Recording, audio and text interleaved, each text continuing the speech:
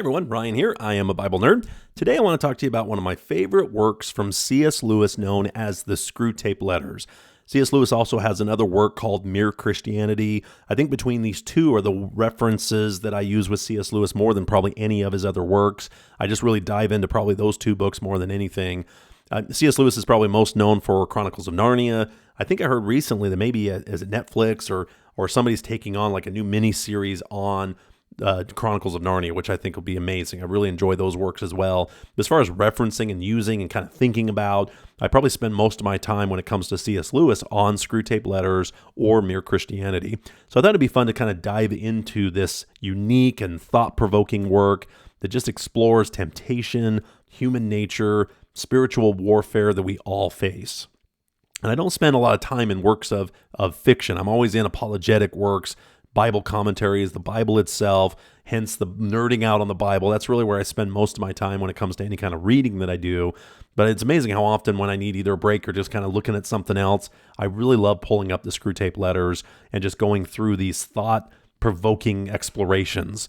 So I want to dive into the themes, I want to dive into the characters, the timeless lessons that C.S. Lewis imparts through this wonderful work called the Screwtape Letters.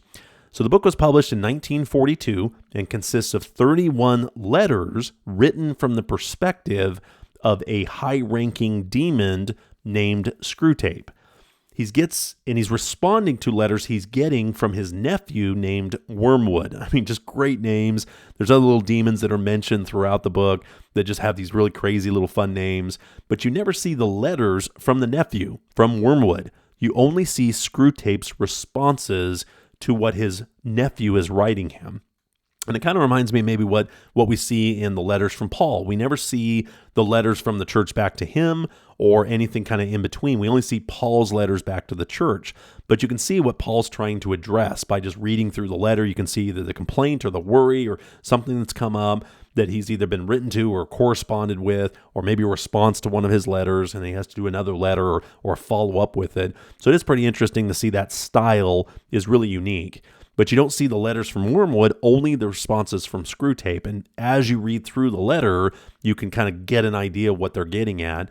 And there's 31 letters in this, but they're not very long. I think each one might be 4 or 5 pages that address. So it's a very easy read to kind of go through these letters. Flows really wonderfully as you kind of see the story being developed.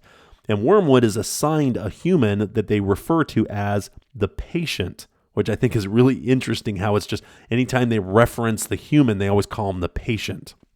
And they're always trying to steer this guy away from faith and towards damnation using very clever logic and manipulation of what's happening on these in his world and what's kind of getting him closer to the Father below, which is the one they serve, or the enemy above. They always call God the enemy in this, which makes it really interesting read as you go through it, the way that those two words kind of interchange throughout the whole book. So let's explore some of the key themes, some of the key concepts within the Screwtape Letters. The first one is temptation and spiritual warfare. One of the core themes is the nature of even temptation itself and how Screwtape advises Wormwood to use more subtle tactics. He's always kind of trying to pull him back a little bit instead of trying to get this young, ambitious demon to kind of prove himself and really kind of get his patient to convert these major, overtly sinful things. And he's always kind of dialing him back and saying, okay, here's what we need to do, and warning him that, hey, that's leading the wrong direction. Can't you see that those little things he's doing is actually moving him away from damnation and towards the enemy above? And so it's always kind of this battle that Screwtape is doing with Wormwood to make the tactics more subtle. And it's really insidious as you read the things that he's able to turn into a tactic that we may even think is a good thing. Like even going to church, how he can turn that into a negative thing that can drive the patient closer towards damnation with something that we just think is always good, going to church or whatever it might be. Next is the nature of humanity itself. C.S. Lewis portrays humans with this beautiful dual nature, this capacity for great goodness, while also being easily susceptible to sin. And Screwtape frequently expresses the contempt for human emotions like love and faith and even song and dance but he always views those things that can be exploited, that they could be weaknesses that can be exploited within our own human nature. C.S. Lewis also has this wonderful idea of humans are amphibious.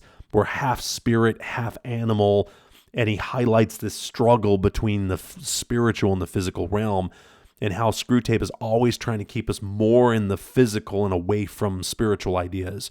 Always thinking about the future or the past and never staying in the moment. Always thinking about things we can see, taste, and look at, never things that have this self-reflection, this spiritual sense. And he's always trying to get Wormwood to make sure he doesn't have those little experiences. The next thing is the importance of choices. He really talks a lot about free will and the patient's decisions, no matter how small, can have these major spiritual influences towards one side of this spiritual warfare or the other. And Screwtape always tries to lead him towards making more poor choices while still having the patient think that he's in control of those decisions. So always kind of nudging and pulling those decisions one way or the other. And I think it's interesting to see how it plays out through the Screwtape Letters, and how he's constantly giving his nephew these ideas to help with this battle. And the next big one that is talked about in the Screwtape Letters is this idea of prayer and connecting with the divine. And Screwtape outright condemns prayer. Just avoid prayer at all cost. Don't get in a prayer stance even. He talks about how important it is that kneeling and those things that if we can get them just standing when they pray, or not really focusing on that moment of the prayer, they're just kind of doing it, going through the motions, just making it mundane, trying to make it something where it isn't that connection to God. Even with our stance, just as simple as how we fold our arms or kneel, that type of stuff, he's trying to get us away from prayer as much as we can. But he also uses it as a weapon to make sure that if we are praying and we are getting on our knees or getting that far along, if we've gone that far to prayer, that we make sure we're always praying for someone else's sins or someone else's, fixing them, Lord, and never looking at ourselves. Fix my wife, fix my kids, fix my coworker, whatever it is, instead of that self-reflection of, Lord, I'm a sinner, please help me, and make sure that I'm loving you and loving people should be the goal of almost every single prayer. But too many times he can use that prayer to basically say, hey, fix my wife, fix my kids, It's kind of that concept of remove the plank out of your own eye before you worry about the speck in others. And Screwtape is always finding specks, always having us look around in our congregation and looking at the person that's dressed poorly or has tattoos or smells funny. And we need to realize that's a hospital. That's an area that we're a mission field. We are a rescue mission as part of our Christian faith. And we don't know where people are at that gets them into church. Maybe they've been burned by Christianity or people that represented Christianity. Maybe they were burned by another denomination or tradition or whatever it is. We don't know where they're at when they walk in. And I think it's important to be curious and ask some questions and be loving to our neighbors to find out where they're at. And oftentimes as you get on fire for Christianity, especially early on, and you're working through your maturity, maybe you're just a little too excited and trying to get somebody to where you're at, catch them up, that you've run the bases, you're at home base or you're at third base, and you're trying to get people to kind of catch up. And a lot of times there's this theme of planting a seed in Christianity that we never know what that's going to do, and plant that seed and water it, nurture it. But I think Greg Koukl, that has a book called Tactics, that has this phrase, basically put a pebble in their shoe. I think that's a little more relevant to our modern world, and I love that imagery of just getting them started, get them to the batter's box. Don't try to get them all the way home with one conversation. Sometimes it just takes a couple pebbles, a couple seeds, just a few little ideas to nudge them into the batter's box, and then maybe nudge them to first base. And then you might be the person that gets them from first to second. You might be the person that gets them from third to home. But sometimes we just need to learn and ask those questions, be loving, and find out where people are at. So let's a couple other reflections here on C.S. Lewis. I think it's just has this timeless nature. The book's themes just resonate every time I open it up, regardless of where I'm at. There's just so many things that you just kind of turn light bulbs on the way that Screwtape tries to manipulate our day-to-day interactions, and just turns what we think is a good thing into something that can be used for evil. Even the things that are most righteous, he finds little ways and just these little things that point out what we think of being evil. And the reverse happens. Wormwood's really excited about the war breaking out. World War II is breaking out. And even Screwtape dials that back and say, hey, too much of that will also lead them to their Heavenly Father. So we don't want too much of that. We don't want the war to drag on forever. We want it to just kind of, it's funny how he's always turning what we think is good into kind of what the devil can use for evil, and what we think is a bad thing, what God can use as a good thing. That's what makes this book so unique, is that battle, that spiritual warfare between what we think is good and evil, and how each side can use each of those things for their cause. And how if we reflect on those things and reflect on ourselves in the present moment, that's what gets us closer to eternity.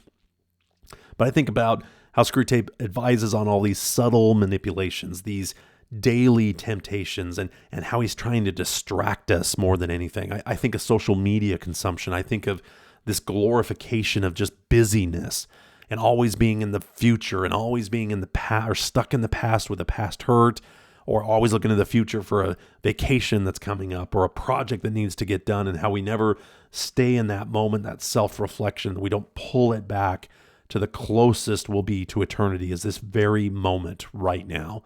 And I think it's just amazing how this book kind of portrays that, gets us thinking about those things, and just how the more I read it, the more I kind of look around and notice those little tricks, notice those little sleight of hands, and I become more curious as I'm looking around instead of more critical. And I think it's just something that this book really, really does very, very well. So I hope this encourages you to check it out. I hope it encourages you to open it up if you have it on a shelf somewhere, or if you've never gotten the Screwtape Letters. It really is timeless, and it's just a great book. Highly recommend that you pick it up. Check it out, Screwtape Letters by C.S. Lewis. The wit and wisdom of Lewis is just unparalleled. And just reading his style, and I find that as I read it out loud, if I'm sitting with my wife or whatever, just kind of reading it out loud, it becomes kind of the cadence of the British kind of way of talking, and the uses of commas and stuff like that. And it kind of forces you to pause a little bit as you're reading it. That's just kind of uniqueness of C.S. Lewis, I think, that's just timeless, and just why I love reading and listening to his works. And I kind of feel my brain kind of switch on, when I sit down, okay, we're going to talk in a British accent. There's just a different cadence. There's a different rhythm with what's going on. And there may be even some words in there that are outdated, that were used in, the UK back in the 40s, that I've had to kind of look up and say, okay, what does that mean a little bit? So there's a little bit of that in C.S. Lewis, but very readable, so relatable, and just eye-opening in ways that you may have never experienced. So really, really recommend that you get a copy of the Screwtape Letters, or reopen it if you haven't in a while. But I love your thoughts on the book, on anything else of C.S. Lewis, any personal experiences you've had. I'd love to have a discussion with you. So feel free to reach out on social media. You can check out my podcast here, comment on the podcast. Everything I have out there is on Bible Nerd, and nerd is with a 3. So it's N3RD. That's my social media, my YouTube. My website is all Bible Nerd with a 3. So I'd love to interact with you on anything with C.S. Lewis or anything with Christianity. I just enjoy talking about this stuff and diving in it with you. And I want to kind of give you this last quote that I think ties into Screwtape Letters directly from C.S. Lewis, which I just think is a beautiful way to kind of wrap this up. There are 2 equal and opposite errors into which our race can fall about the devils. One is the disbelief in their existence. The other is to believe and to feel an excessive and unhealthy interest in them. Let us find the balance through faith and awareness. I just think that's beautiful. So stay vigilant. Watch out for the demons that are out there. Stay prayerful. That's one of the big things. Stay prayerful. Connect to God. Recognize your own sinful nature before you are too critical of those that are around you. Realize that our great commandments are to love God and love our neighbor as ourselves. I hope you enjoyed this letter. Please like, click, and subscribe. Please reach out, and we'll see you next time on the Bible Nerd Podcast.